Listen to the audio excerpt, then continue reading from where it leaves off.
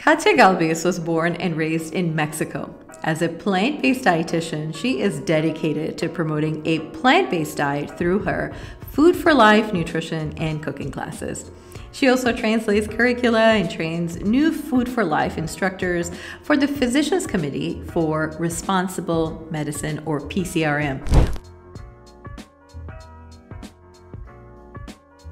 Welcome, Katya. Thank you so much for having me, Shireen.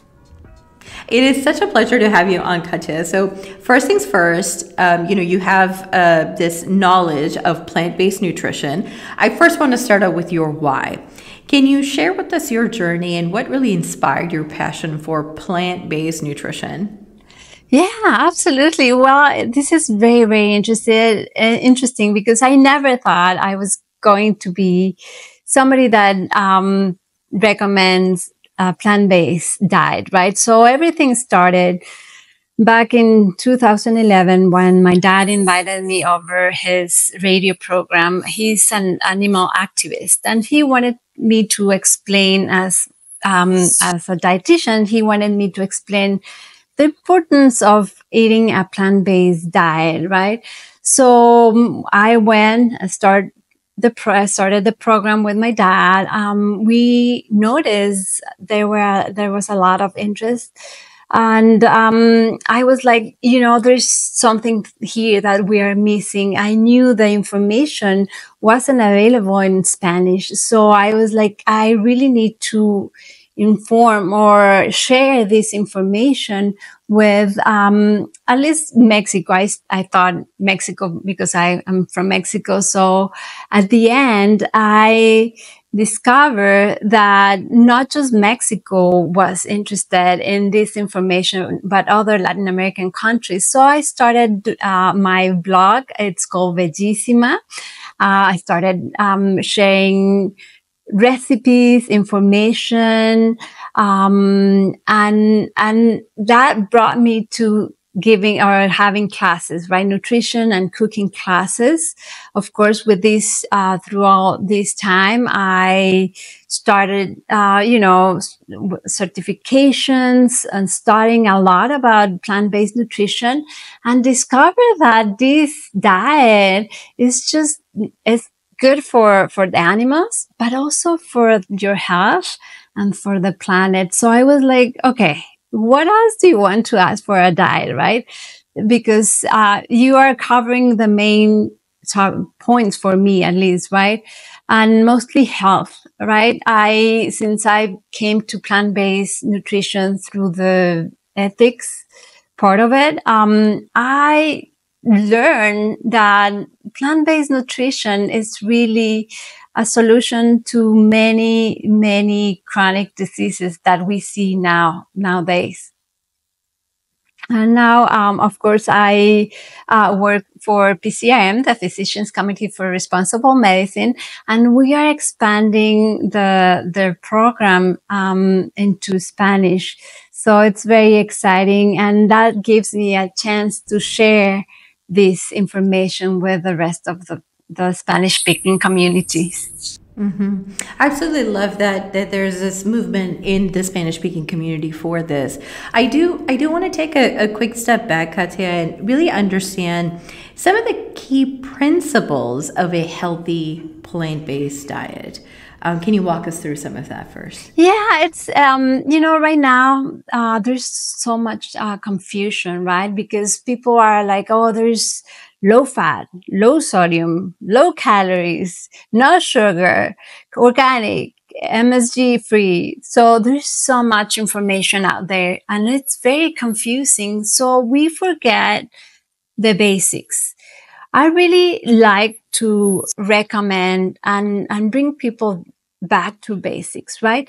I like to really focus on 4 food groups. If you include these 4 groups in your diet, you will make sure to add all these nutrients that you need, like vitamins, minerals, phytochemicals, chemicals. So you add all these nutrients just by adding these 4 groups, and they are fruits, vegetables, grains, whole grains, and legumes. So each group will add something to your diet, will give you or provide you nutrients, right? So when we add these 4 groups, you are also adding a lot of fiber, and fiber is very important for your gut health, right? I also like to recommend variety of these foods. And I hear a lot that people say, I don't like broccoli, but I say, have you tried broccoli? Probably you don't like it cooked, but maybe if you try it in a salad or in a different dish, you may like it, like the 10 a.m., right? You may like it. So I try to encourage people to try different ways of cooking food so they can add variety to their foods. And also, color. When you add color to your diet, you are adding all these different nutrients that you need, and phytochemicals, antioxidants, and fiber. So if you see the rainbow, for example, you can add all these colors to your diet, and that way you are making sure you are adding all the nutrients that you need. I love that as even as a rule of thumb to be able to look and see, like, am I eating a rainbow? Am I eating a variety of different vitamins and minerals and things like that in order to really be able to support the diet? And in this case, of course, being the plant-based diet. How does a plant-based diet really impact chronic conditions? So that's something that you alluded to earlier. Specifically, I'm looking to understand, when we talk about diabetes or hypertension or just even broadly cardiovascular disease, can you help us understand that relationship better? Yeah, actually, that's a great question, because when I hear, I have hypertension or I have diabetes, and people think that they have to follow a certain diet for that disease, right? We separate these diseases like they were in a separate box, right? But we are a whole, right? So when you have a chronic disease, you have inflammation, it's part of your body. It's not just because your pancreas or because your kidneys or because of your heart. It's everything. So when people think that, I need to be on a diabetic diet or I need to be in a hard diet, I say, what about eating one diet that will help you with everything, right? So you are like, no, because the sugar, no, because of the fat. No. Just follow a plant-based low-fat diet, for example. And, when you include all these plant-based foods to your diet, you are incorporating or adding all these nutrients, because plant-based foods are nutrient dense. So we are not focusing on calories here. We're paying attention more to the nutrients. You want nutrient dense and low calorie foods, and exactly that's what all the plant-based foods are, right? They are low in calorie, they are high in nutrients, high in fiber. Remember that fiber is only present in plant-based foods, right? So when we are eating naturally lower in diet, lower in calories, but rich in fiber, vitamins, minerals, we are promoting satiety, we are reducing overeating, so that help us maintain a healthy weight. And I'm not saying that you have to be skinny and looking like Barbie. I'm saying healthy weight. And adding all these plant-based foods will help you with that. Also, they help you with inflammation. Remember, when you have a chronic disease, is because there is inflammation. So when you add all these foods that are rich in antioxidants and phytochemicals, you will be able to help your body reduce inflammation. So I want people to think as a holistic way of treating all these diseases, that this diet will help you with all, right? You're going to lower your weight if you have an unhealthy weight. You're going to improve your diabetes, you're probably going to lower your hypertension. So you can do that just by following a plant-based diet. And now that you're talking about sort of looking across chronic conditions as like this one big idea, what are some foods or meals that you suggest to your patients dealing with any of these, chronic conditions? Well, really, there is so many. If you follow a plant-based diet, you can do all of them are healthy, right? So if you are doing grains, right?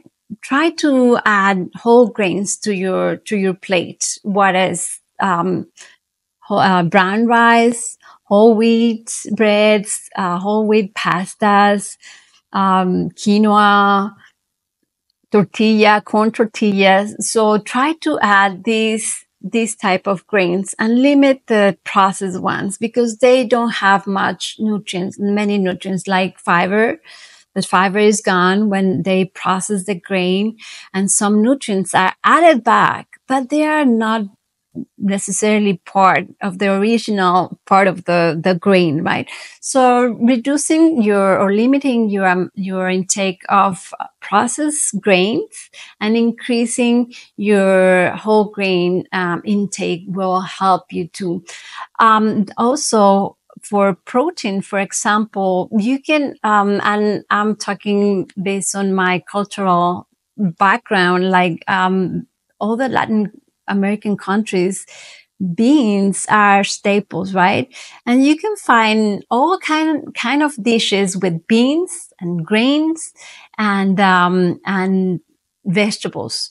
So when you are trying to eat a healthy diet, just try to reduce your intake of processed foods, lower your sodium intake. Of course, these processed foods are high in sodium, high in calories, high in sugar, for example, processed sugars. So when you're limiting these foods, you are adding, or you are not taking, they don't take the place of these healthy other ingredients or foods in your diet.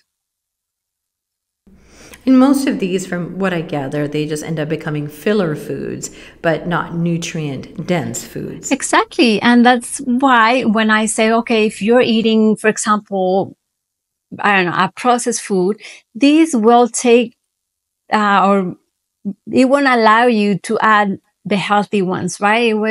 It's going to replace a healthy ingredient or food.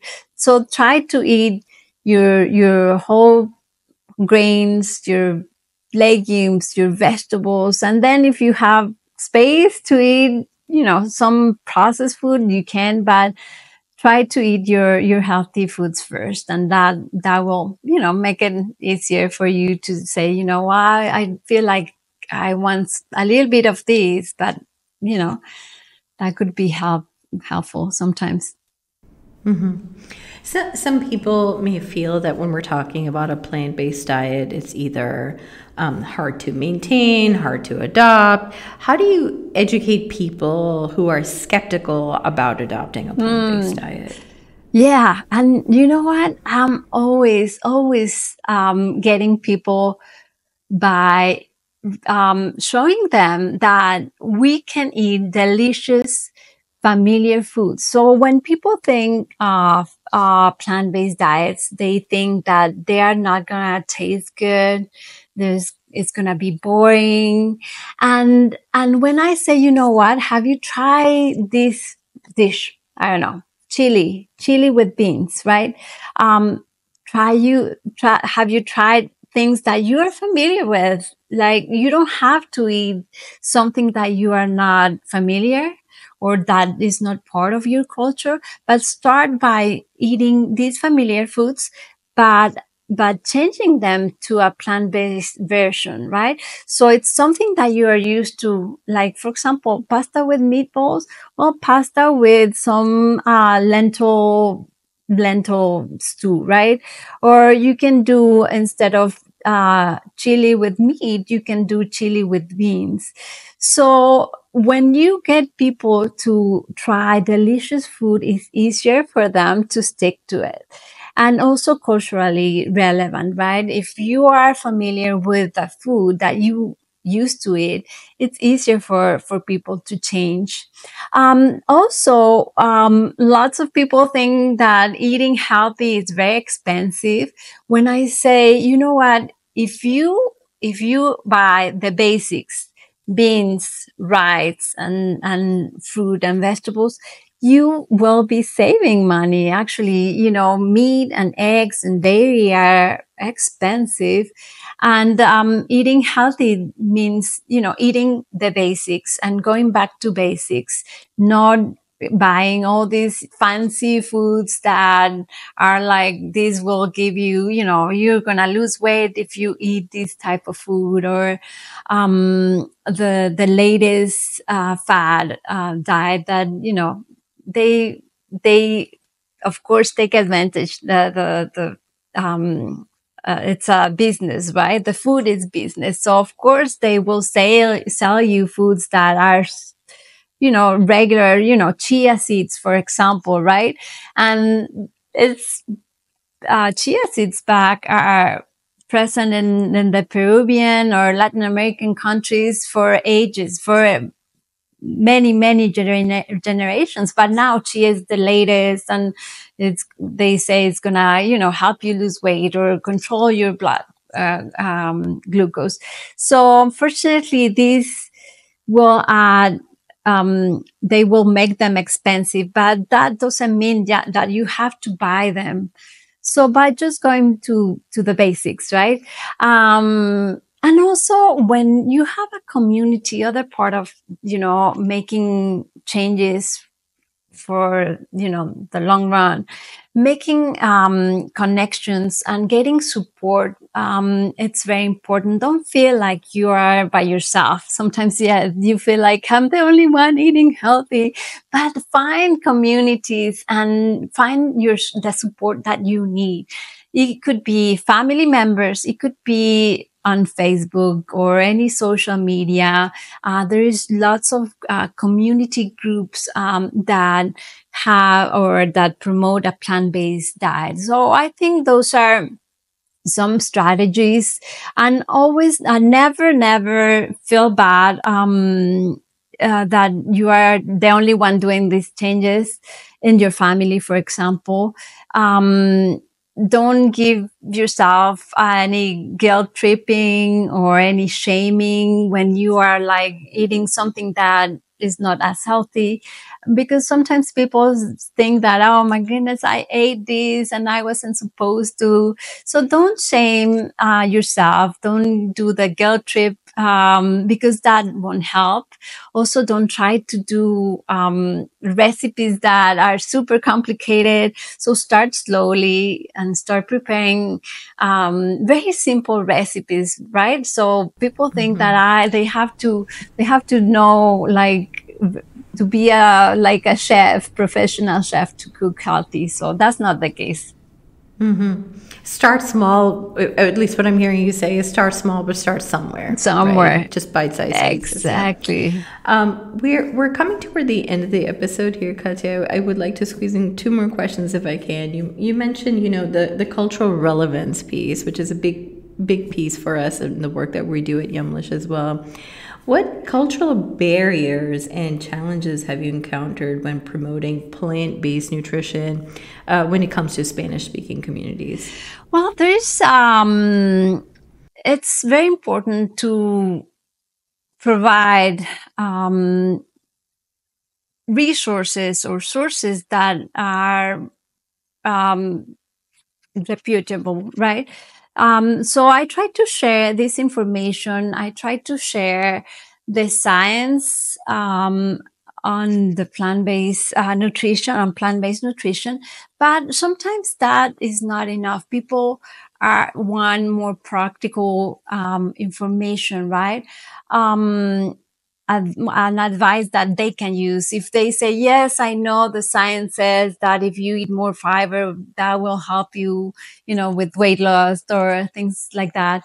But I found out that giving or providing practical and actionable advices than just facts is very helpful. And also acknowledging their concerns. When people come to me and say, I can do this because I don't have money, or I don't have time, or my family says that if I don't eat meat, I'm gonna get sick. So I say, for example, I won't get enough protein, right? So I will provide the facts, the science facts, but also I will show examples of a plant-based diet, a meal plan, and say, look, this is the food that you're familiar with, right? Tacos, or some kind of soups or dishes that are familiar to this community, and say, you can add these beans, for example, which are high in protein instead of meat. So I will show them these ways of cooking. Or when they say, okay, the plant-based or eating healthy is very expensive, I share budget-friendly meals ideas, and of course, emphasizing cooking at home, right? Because when we all eat out, it's hard to eat a healthy diet just because we don't know what's in that dish. And usually they add a lot of salt, a lot of oil, because they want you to come back, right? Because they want you that the food tastes good. So I really encourage cooking at home. And that way you can also control a lot of the ingredients, the sodium, all of those different things within the food itself. Exactly. Yeah, exactly. Lovely. With that, we are unfortunately toward the end of the episode, Katya. At this point, if you could point our listeners to how they can connect with you, just learn more about your work. Yes, thank you, Shireen. This was fun.